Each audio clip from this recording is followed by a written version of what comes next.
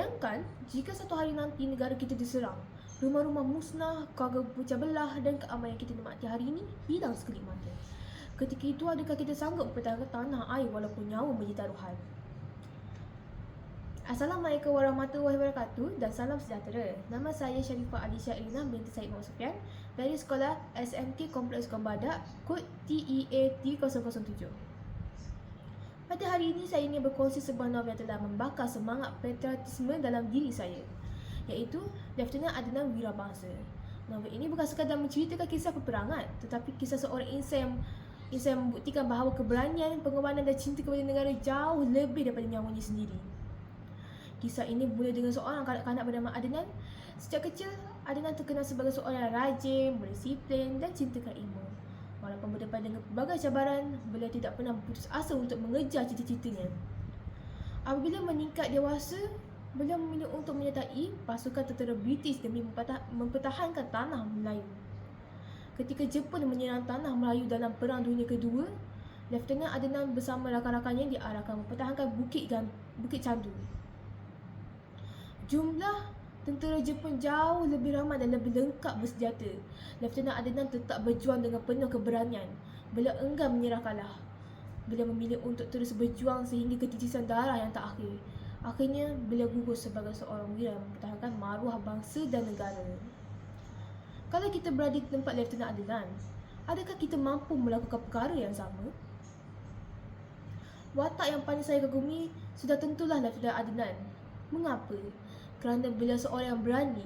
Beliau tahu peluang untuk menang amat nipis, namun beliau tidak pernah melarikan diri. Beliau juga seorang yang sangat bertanggungjawab. Sebagai seorang ketua, beliau tidak pernah meninggalkan anak buahnya walaupun nyawanya sendiri berada dalam bahaya.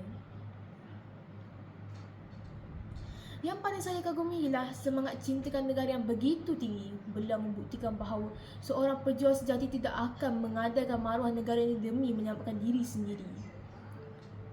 Daripada novel ini, saya memperoleh beberapa pengajaran yang sangat bermakna. Yang pertama ialah kita mestilah mencintai negara. Keamanan yang kita nikmati pada hari ini bukan datang dengan mudah, tetapi hasil pengorbanan para pejuang dahulu. Yang kedua, kita hendaklah berani menghadapi cabaran. Keberanian bukan bermaksud kita tidak takut.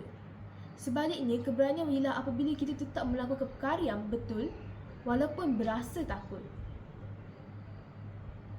Dan yang ketiga ialah kita mestilah menghargai jasa para pejuang negara. Tanpa mereka, mungkin kita tidak dapat menikmati kehidupan yang aman seperti hari ini. Sebagai seorang pelajar, cara kita menghargai pengorbanan mereka ialah dengan belajar bersungguh-sungguh, menjaga perpaduan dan menjadi rakyat yang berakhlak mulia. Mengapakah saya memilih novel ini? Saya memilih novel ini kerana ia membuka mata saya bahawa menjadi seorang wira bukan semestinya memegang senjata. Seorang guru mendidik anak bangsa ialah wira, seorang ibu bapa juga adalah wira, dan sebagai seorang pelajar, kita juga boleh menjadi wira. Dengan menuntut ilmu, berusaha bersungguh-sungguh dan sentiasa melakukan perkara yang baik.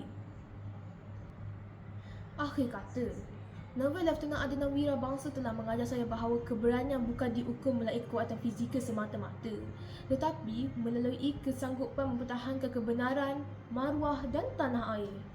Saya ingin mengakhiri perkongsian ini dengan satu kata-kata yang sangat dekat di hati saya.